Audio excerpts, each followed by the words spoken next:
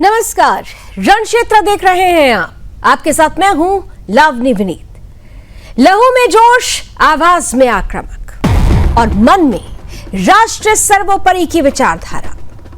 केरल राजभवन में दरअसल भारत माता की तस्वीर लगने पर उठे विवाद ने पूरे देश में तहलका मचा दिया है और आज हम इसी मुद्दे पर करने वाले हैं बड़ी बहस। आज हम ये जानने समझने का प्रयास करेंगे कि क्या वाकई केरल सरकार भारत माता की विरोधी हो गई है। भारत माता जो हर एक हिंदुस्तानी की आत्मा में बसती है, क्या केरल सरकार, पिनराई विजयन सरकार को भारत माता से दिक्कत है? आज ये सवाल इसलिए पूछना पड़ रहा है क्योंकि 5 जून को विश्व पर्यावरण दिवस था और इस दिन जब एक सरकारी कार्यक्रम आयोजित हुआ तो इस कार्यक्रम में ही भारत माता भगवा झंडे और शेर के साथ दिखाई दी। बस फिर क्या था, वामपंथी और सेकुलर जमात खड़ी हो गई विरोध में। वामपंथी, कांग्रेस और तमाम सेकुलर जमातों ने संविधान और धर्मनिरपेक्षता का ढोंग रचना शुरू कर दिया। कृषि मंत्री पी प्रसाद और शिक्षा मंत्री वी शिवकुट्टी ने कार्यक्रम का बहिष्कार तक कर दिया। अगर क्या उन्हें पता नहीं है कि भारत माता देश की आत्मा है? आप इसे सेक्युलरिज्म पर प्रहार कैसे कह सकते हैं? ये तस्वीर भारत माता ये केवल धार्मिक नहीं है, ये हमारी राष्ट्रीय भावना है। मुख्यमंत्री पिनराई विजयन ने इसे असंवैधानिक कह डाला, लेकिन क्या राष्ट्रीय भावना को संविधान का विरोधी माना जा सकता है? गवर्नर आलेकर साफ तौर पर यह कह रहे हैं कि यह उनकी आस्था का, देशभक्ति का और तमाम जो देशभक्त हैं उनकी आस्था का प्रतीक है। यह राष्ट्र सर्वोपरि की भावना के साथ सामने लाया गया चित्र है और इसका समर्थन बीजेपी भी करती हुई नजर आई, लेकिन वाम दलों ने इसे आरएसएस का एजेंडा बना दिया। तो सवाल आज रण क्षेत्र में यही पूछेंगे कि भारत माता का प्रतीक, भारत माता की तस्वीर जो हिंदुस्तानियों के दिलों में, उनकी आत्मा में बसती हो, वो आरएसएस का एजेंडा कैसे हो सकता है? कैसे भारत माता की तस्वीर सेक्युलरिज्म पर आघात हो सकती है?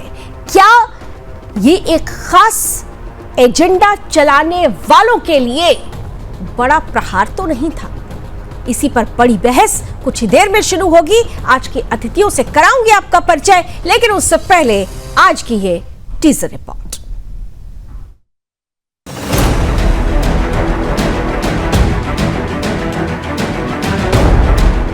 भारत माता की तस्वीर हटाओ। जी हां, ये कोई पाकिस्तान नहीं, ये केरल है, भारत का ही एक राज्य।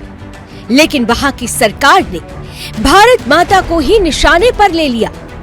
राजभवन में भारत माता की तस्वीर लगाई तो पिनराई विजयन सरकार आग बबूला हो गई। ये वही केरल है जहां वामपंथी सत्ता अब खुलेआम भारत माता के खिलाफ जिहाद छेड़े हुए है। दरअसल केरल कैबिनेट ने निर्णय लिया है कि मुख्यमंत्री अब खुद राज्यपाल को पत्र लिखेंगे और कहेंगे भारत माता की तस्वीर हटाइए, क्योंकि संघ की विचारधारा है ये। मतलब भारत माता अब अपराध बन चुकी है। राज्यपाल राजेंद्र आर्लेकर के राजभवन में भारत माता की तस्वीर लगाई गई थी, जिस पर यह वामपंथी सरकार कहती है कि ये असंवैधानिक है। मतलब तिरंगा चलेगा, अशोक स्तंभ भी चलेगा, लेकिन भारत माता नहीं। इसलिए सवाल उठ रहा है कि क्या संविधान में कहीं लिखा है कि भारत माता की तस्वीर नहीं लगाई जा सकती? अब ये पहली बार नहीं है। इन्हीं वामपंथियों ने वंदे मातरम का विरोध किया, राष्ट्रगान से संघर्ष किया और अब इनका अगला टारगेट है भारत माता, क्योंकि इन्हें डर है जिस दिन भारत माता की जय बुलंद होगी, इनका पूरा एजेंडा ध्वस्त हो जाएगा। क्योंकि भारत माता की जय बोलने में जिनकी जुबान जलती है, उन्हें भारत की राजनीति करने का कोई अधिकार नहीं। और भारत माता सिर्फ और सिर्फ कोई तस्वीर नहीं, बल्कि हिंदुस्तान की आत्मा है। और आज इसलिए रण क्षेत्र का सवाल है कि क्या सरकारी पदों पर हर राष्ट्रीय प्रतीक की ही अनुमति हो, या भारत माता चित्र का विरोध करके सरकार संविधान को तोड़ना चाह रही है। क्या एक विच्छेदवादी तंत्र किसी भी राष्ट्रीय पहचान पर सवाल उठा सकता है? और क्या देशभक्त जागेंगे और भारत माता की तस्वीर को दबाया जाना सामान्य बना दिया जाएगा? Bureau report, Sudarshan news.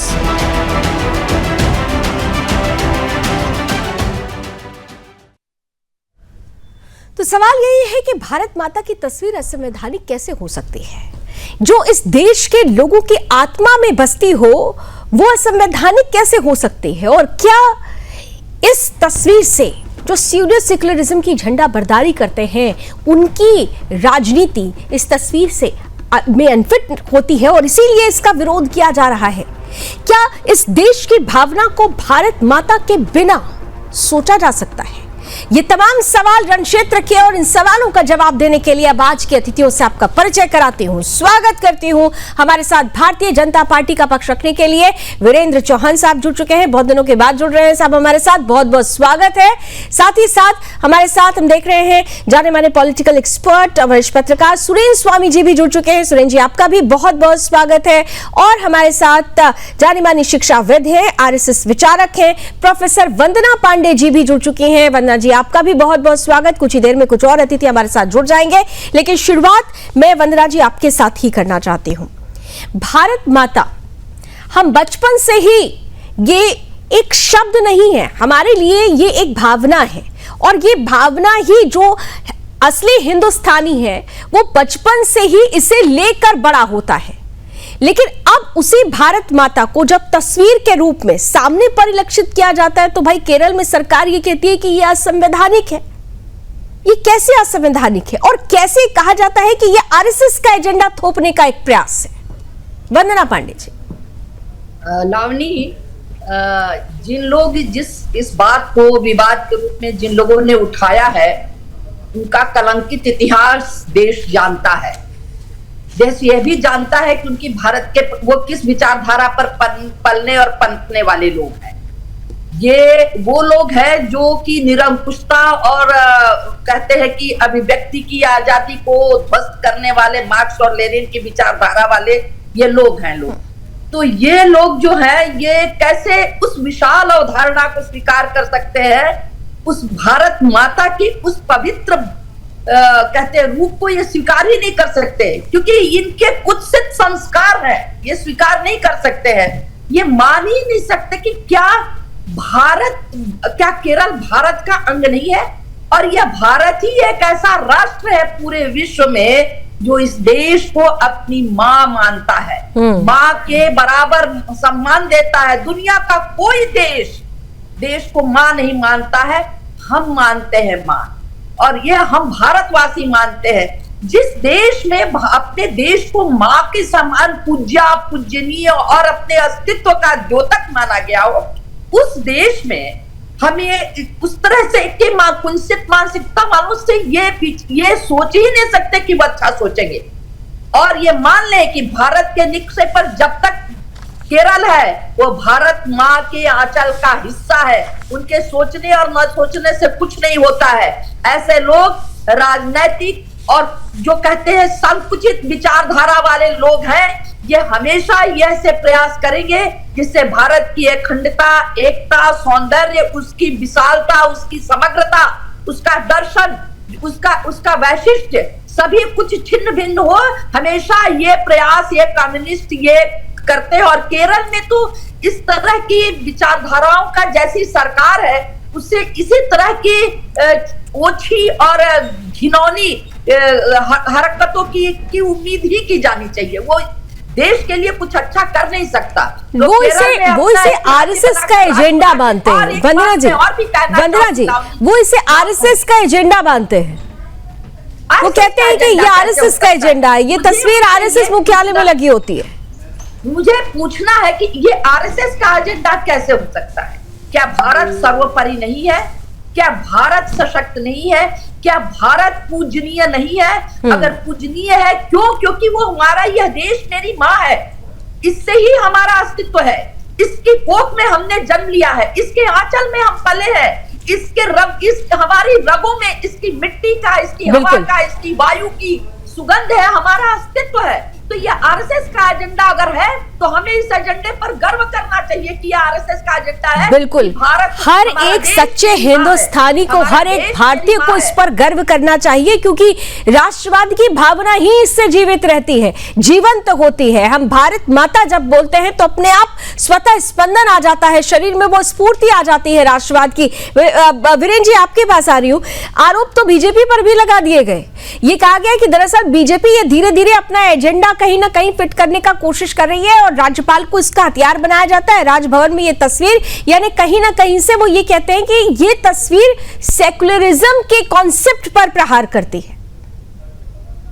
Virendra ji, और वीरेंद्र जी, आप इसका जवाब दें उससे पहले, बिल्कुल आपकी आवाज आ रही है और आप इसका जवाब दें उससे पहले मैं अपने दर्शकों को एक बहुत खास बात बताना चाहती हूँ। इस पूरे कार्यक्रम के लिए मैं आपको बताऊं कि हम लगातार प्रयासरत थे कि कोई वामपंथ का प्रतिनिधि हमारे चैनल पर इस मुद्दे पर बोलने के लिए आ जाए, लेकिन किसी ने भी इस मुद्दे पर बोलना स्वीकार नहीं किया, या हम यूं कहें कि वो जानते थे कि वो ऐसे चैनल पर आने वाले हैं जिसकी भावना राष्ट्र सर्वोपरि से जुड़ी हुई है, और आज शायद उनकी कलई खुलती, इसीलिए वामपंथ से जुड़ा हुआ कोई भी प्रतिनिधि इस डिबेट में नहीं है। लेकिन हम फिर भी उनकी कलई खोलेंगे, फिर भी उनकी सोच पर, उनकी इस जो देश विरोधी भावना है उस पर सवाल हम ज्वलंत उठाते रहेंगे, करते रहेंगे। वीरेंद्र जी, जवाब अब आपका।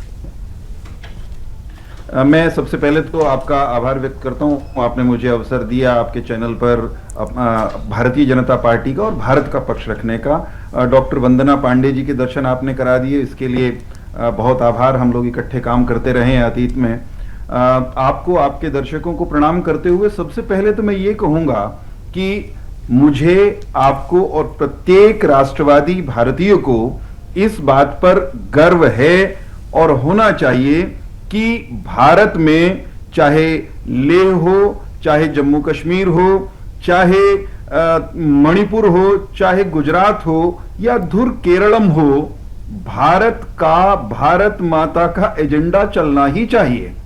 भारत में भारत माता की तस्वीर नहीं चलेगी तो किसकी चलेगी? इटली वाली माता जी की चलाएंगे क्या? चीन वाली माता जी की चलाएंगे क्या? भारत में भारत माता का चित्र चलना, भारत में भारतीयता का, भारतीय प्रतीकों का एजेंडा चलना, यह हमारी जिम्मेदारी है, हमारा दायित्व है। और हमें गर्व है कि राष्ट्रीय स्वयंसेवक संघ और भारतीय जनता पार्टी भारत माता की जय के लिए काम करने वाले संगठन हैं। मैं गर्व से एक बात आपके साथ साझा करना चाहता हूं। हमसे कोई पूछ ले कि एक वाक्य में भारतीय जनता पार्टी की विचारधारा बता दीजिए, तो हम गर्व से कहते हैं भारत माता की जय हमारी विचारधारा का एक प्रतीक वाक्य कह लीजिए, ध्येय वाक्य है। हमसे राष्ट्रीय स्वयंसेवक संघ के स्वयंसेवक के नाते कोई पूछ ले, क्या है भाई आपकी विचारधारा, एक वाक्य में कह दीजिए, आधे वाक्य में कह दीजिए, तो हम कहते हैं परम वैभवम नेतुमेतत् स्वराष्ट्रम। इस राष्ट्र को परम वैभव पर ले जाना हमारा लक्ष्य है। और संघ की प्रार्थना में अंतिम वाक्य हर दिन हर स्वयंसेवक बोलता है, भारत माता की जय। भारत माता की तस्वीर का किसी सरकारी कार्यक्रम में लगा होना सच्चे भारतीय का तो सीना फुलाता है, मस्तक ऊंचा करता है, चेहरे पर मुस्कान लेकर के आता है, खिलावट लेकर के आता है। दर्द किनको होता है जरा देख लीजिए। दर्द उनको होगा जो देश को मातृभूमि नहीं मानते। दर्द उनको होगा जिनकी निष्ठा भारत भूमि के बजाय चीन के साथ रही हो। 62 की लड़ाई भूले नहीं है, केरल के लोग भी नहीं भूले होंगे, जब भारत की सेनाएं भारत की सरहदों की सीमाओं की रक्षा करने के लिए शत्रु आक्रमणकारी चीन से युद्धरत थी, वामपंथी किसकी जय जयकार के नारे लगा रहे थे। यह बात किसी से छिपी हुई थोड़ी है।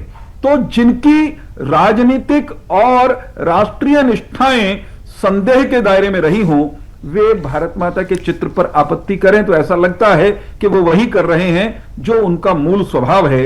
हम वही कर रहे हैं जो हमारा आधारभूत एक बड़ा महत्वपूर्ण सवाल है वीरेंद्र जी कि ये वो लोग हैं जो अपने हाथ में अपने पॉकेट में वो संविधान की प्रति लेकर और हर जगह नजर आए थे। आपने देखा था कि चुनाव के दौरान तो कुछ ज्यादा ही ये तस्वीरें सामने आई थी, लेकिन ये वही लोग हैं जो अब ये कहते हैं देखिए संविधान की हम बात करते हैं लेकिन संविधान में तो कहीं वर्णित नहीं है कि भारत माता का कहीं चित्र हो, प्रतीक हो, तो कहते हैं कि इसलिए इसको स्वीकार्यता इस तरह से देना ये सही नहीं है, ये कहा जाता है उनकी तरफ से। जी जी, कोई इन अल्पमति के लोगों को कोई बताए, आप बता दीजिए, मैं भी बताने की कोशिश करता हूं, हालांकि उनको बताने से कोई लाभ होने वाला नहीं है क्योंकि वो अपने एक एजेंडा के साथ जिंदाएं काम करते हैं। जब भारत का संविधान 26 जनवरी 1950 को स्वीकार किया गया था तो क्या उससे पहले भारत नहीं था? क्या उससे पहले भारत माता नहीं थी? क्या मेरी और आपकी मातृभूमि नहीं थी? बिल्कुल। भारत के संविधान से पहले भी भारत था। भारत के संविधान में जो कुछ वर्णित नहीं है प्रत्यक्षतः वह भी भारत है, और जो भारत के संविधान में वर्णित नहीं है वो सब कुछ असंवैधानिक है। ये क्या संविधान में लिखा हुआ है? क्या भारत का संविधान यह कहता है कि जो इस पुस्तक में संविधान के अलग अलग अनुच्छेदों, अध्यायों या परिशिष्ट में लिखा नहीं हुआ वो भारत में होगा नहीं, वो भारतीय नहीं है? यही तो लड़ाई हम स्वाधीनता संग्राम के दौरान भी लड़ रहे थे, उसके बाद भी लगातार लड़ते आ रहे हैं। और ऐसी परिस्थिति सीधा सपाट वैचारिक युद्ध है। बिल्कुल, ये वैचारिक युद्ध है। ठीक है सर, मैं आती हूँ आपके पॉइंट को ही मैं सुरेंद्र जी के पास अब ले जाना चाहती हूँ। ये एक वैचारिक, हाँ अच्छा ठीक है, 10 सेकंड जी पूरा कर लीजिए, 10 सेकंड। मैं ये कह रहा हूं हाँ। कि भारत के स्वाधीनता संग्राम का सबसे बड़ा नारा था वंदे मातरम। बिल्कुल, वंदे मातरम यानी मातृभूमि को, मां को नमन, सच्च श्यामला भारत भूमि को नमन। उसकी स्वाधीनता के लिए संग्राम कर रहे थे हम, वंदे मातरम के लिए संग्राम कर रहे थे। हमारे क्रांतिवीर लड़े, और वामपंथी और कांग्रेसी उस दौरान भी और आजादी के बाद भी वंदे मातरम को भी सांप्रदायिक कारणों से कटवाने में कामयाब रहे। इन्हें उसमें भी सांप्रदायिकता नजर आई क्योंकि उनको तुष्टीकरण की राजनीति नजर आई, क्योंकि उनको तुष्टीकरण की राजनीति नजर आई, और यही वजह है। सुरेंद्र स्वामी जी, अभी कुछ दिन पहले एक हैं, अब उनको क्या कहा जाए, सज्जन तो हम कह ही नहीं सकते क्योंकि भारत माता की जय नहीं बोलेंगे, पाकिस्तान मुर्दाबाद बोल के उन्होंने पूरी दुनिया में अपने लिए नंबर्स बढ़ाने की कोशिश की, लेकिन असल में जो भारत माता के प्रति जो समर्पण होना चाहिए, भारत माता से जुड़ी हुई जो भावना होनी चाहिए, वो भावना कहीं नजर नहीं आती। और इसी तरीके के लोग हैं जो लगातार भारत माता की जय, भारत माता की तस्वीर, वंदे मातरम, इन सब चीजों का जो राष्ट्रवाद से जुड़ी हुई भावना है उसका विरोध करती आई हैं। केरल में एक बार फिर से ये आवाज उठी है, और आवाज उठाने वाले कौन हैं? जो अब गिनती पर जगह जगह रह गए। मतलब अगर आप देख लें पूरी भारत भूमि में तो बहुत ना के बराबर अब स्थान पर उनका स्थान बचा है, फिर भी वो अभी भी उसी विचारधारा के साथ आगे बढ़ रहे हैं जो राष्ट्र विरोधी है। सुरेंद्र स्वामी जी। नहीं, ऐसा है लावनी जी कि जो कम्युनिस्ट पार्टी ऑफ इंडिया है उसकी तो लॉयल्टी कभी भारत राष्ट्र के साथ रही नहीं, जग जाहिर है। लेकिन अफसोस ये है कि जो पार्टी भारत के लिए लॉयल नहीं है वो सरकार बना सकती है इस देश में। चौहान जी ने बताया कि 1962 की लड़ाई में इन लोगों ने लोगों को घर घर जाकर के कहा कि जो सैनिकों के लिए खून देना है घायल के लिए, वो कोई नहीं देगा। इन्होंने कम्युनिस्ट पार्टी ऑफ चाइना के लिए पैसा इकट्ठा किया, यहाँ पे फंड रेजिंग कर। लेकिन हुआ क्या कि उस समय कांग्रेस की सरकार थी। कांग्रेस की सरकार ने वामपंथियों से समझौते के तहत इनको लेखन और जो देश का इतिहास हमारा गौरवान्वित करने वाला था उसको मिटाने का काम सौंपा। और उसी के चलते यहाँ पर जो बड़े बड़े तथाकथित साम्यवादी इतिहासकार बने, लेखक बने, तो उन्होंने हमारी पूरी इस विरासत को, संस्कृति को खत्म करने की कोशिश की। जो भी आज देश में पीढ़ी है वो पीढ़ी उसी संस्कृति को लेकर के पढ़ी है जो इन्होंने पढ़ाई है। तो इसलिए इनको तो परेशानी होगी।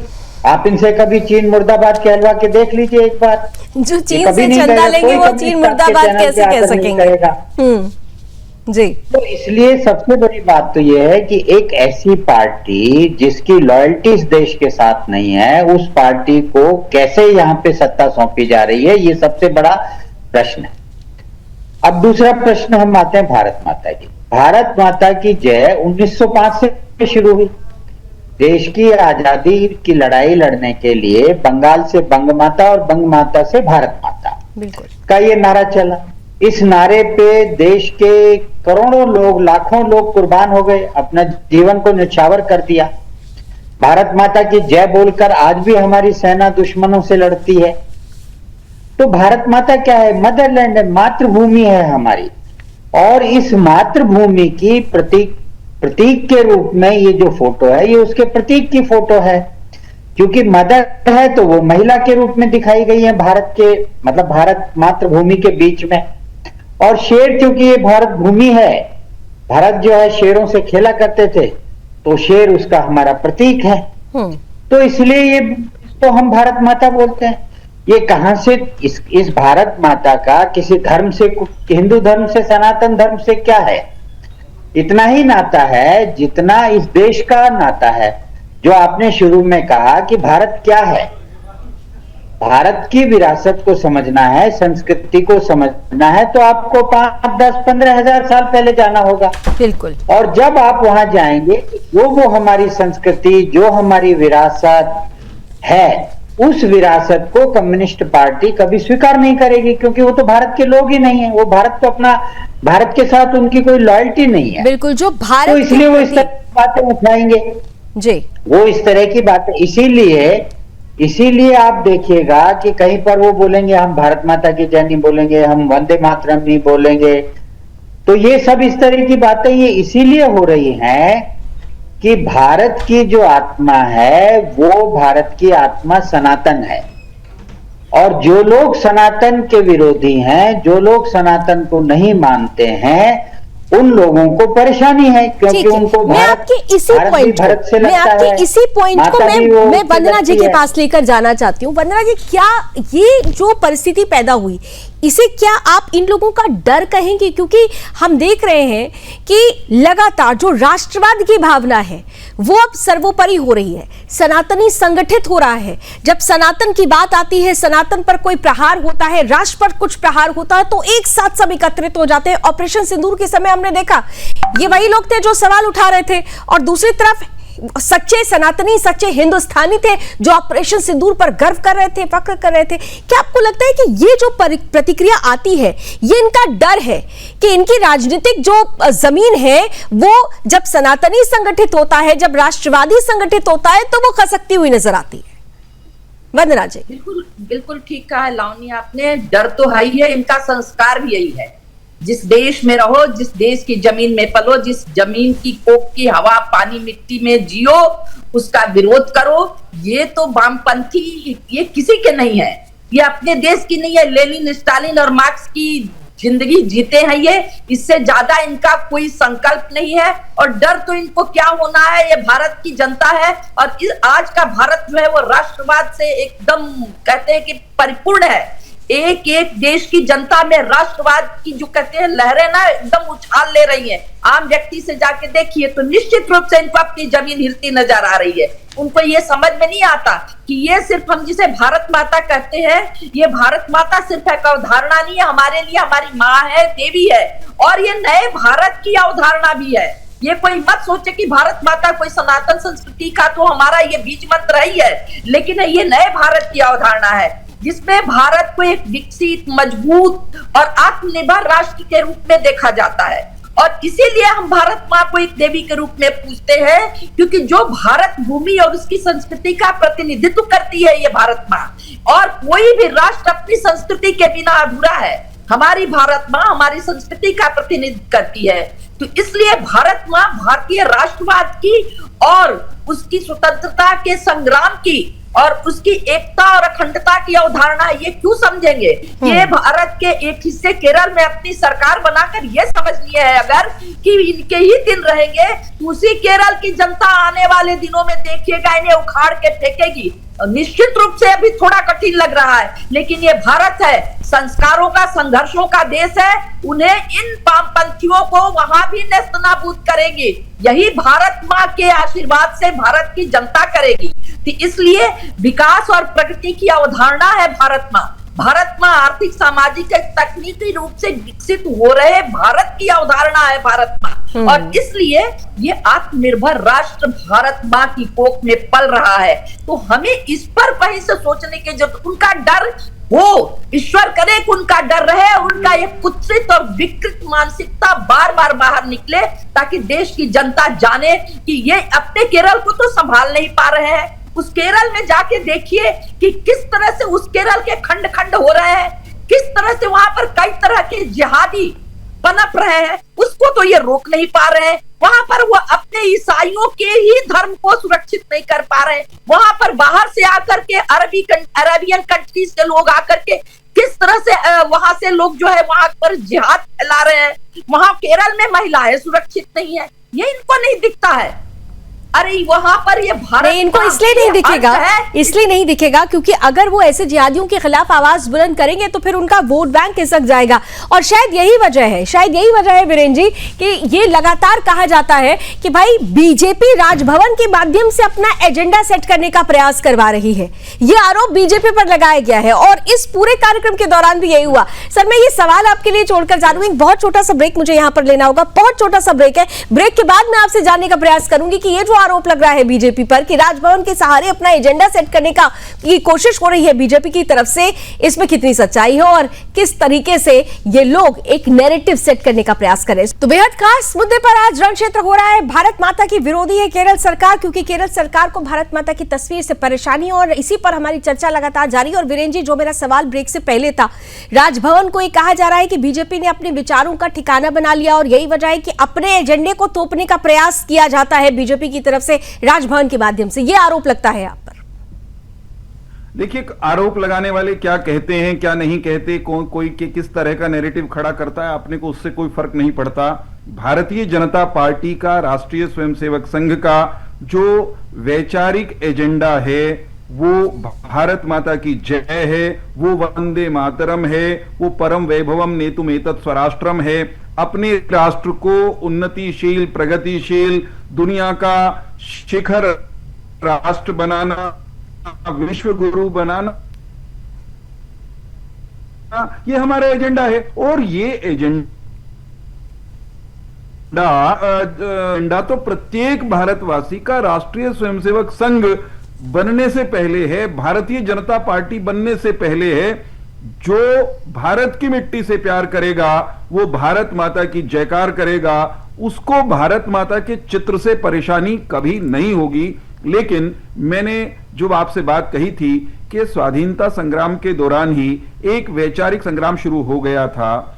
कुछ लोगों को, जिनमें कांग्रेस के नेता और ये वामपंथी खासतौर पर थे, कांग्रेसियों को, वामपंथियों को और कुछ और सांप्रदायिक तत्वों को भारतीय स्वाधीनता संग्राम में ही भारतीय प्रतीकों से चिढ़ होनी शुरू हो गई थी। भारत को भारत माता क्यों कहा जा रहा है, इससे कुछ लोगों के पेट में दर्द होना शुरू हो गया था। वंदे मातरम स्वाधीनता संग्राम का नारा या यूं कहिए कि एंथम क्यों बनता जा रहा है, इस बात से उन लोगों को परेशानी होनी शुरू हो गई थी।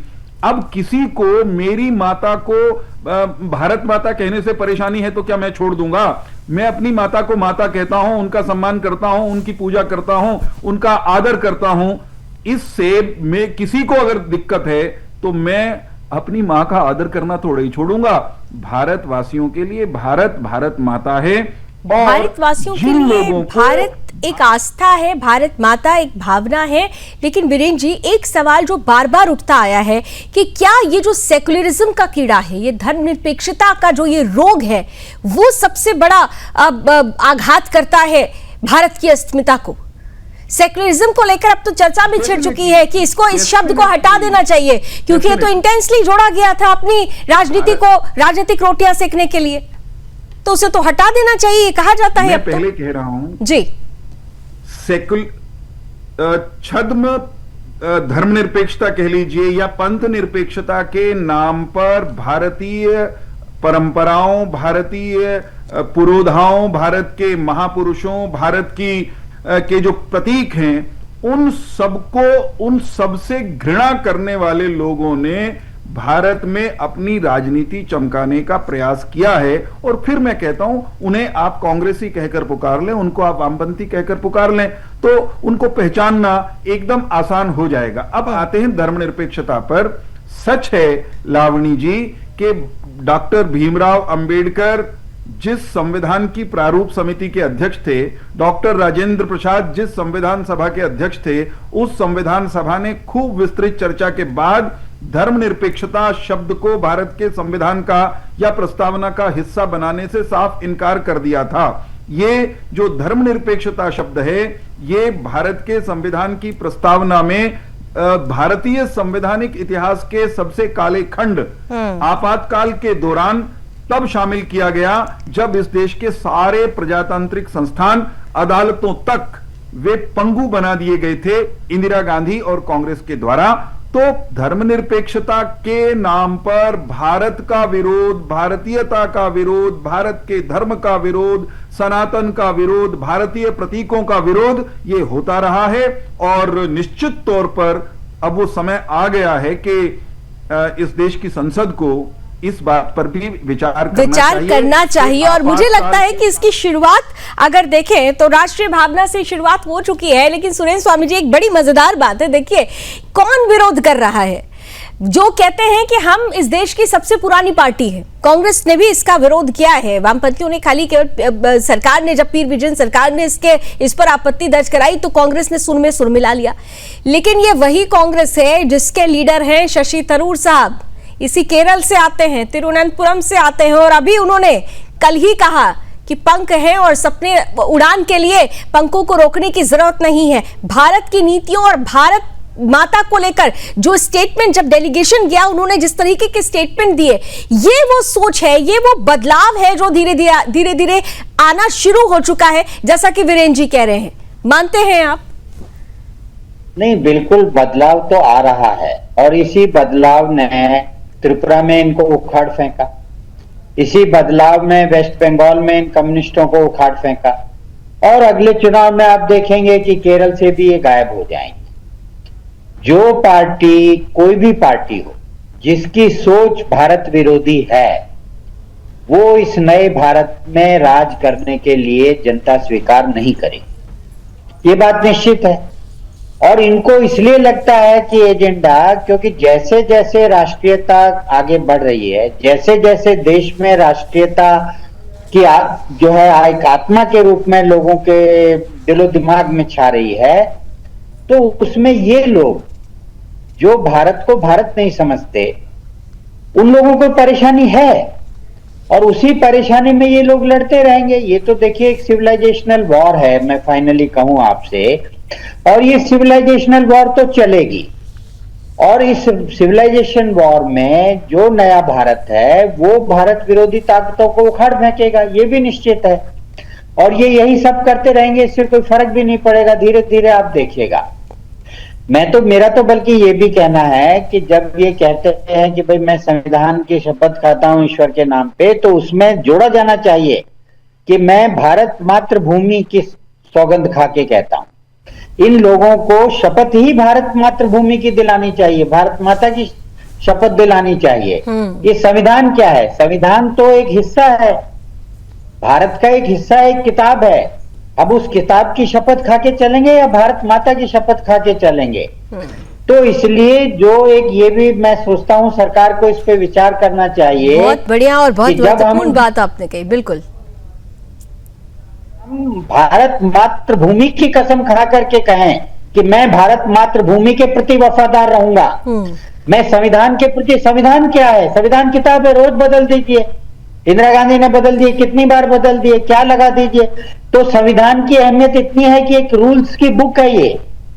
संविधान भारत नहीं है। इस संविधान को भी बहुत सारे लोग हैं, जब धर्म की बात आती है तो अपना धर्म ऊपर कर देते हैं, संविधान नीचे कर देते हैं, वो शरिया चाहने लगते हैं। ये बड़ी, लेकिन आपने बहुत महत्वपूर्ण बात कही और मुझे लगता है कि सरकार को इस पर विचार विमर्श जरूर करना चाहिए। बहुत बहुत धन्यवाद, आप सभी हमारे साथ जुड़े।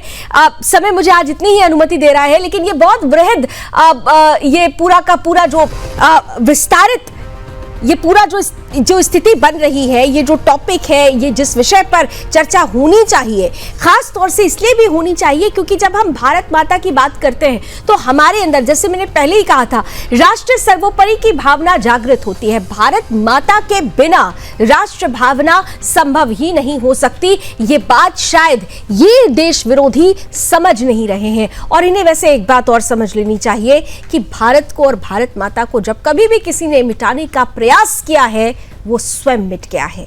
आकलन विश्लेषण जरूरी है। रण क्षेत्र में आज बस इतना ही। देश और दुनिया की तमाम खबरों के लिए आप जुड़े रहिए सुदर्शन न्यूज के साथ। जय हिंद।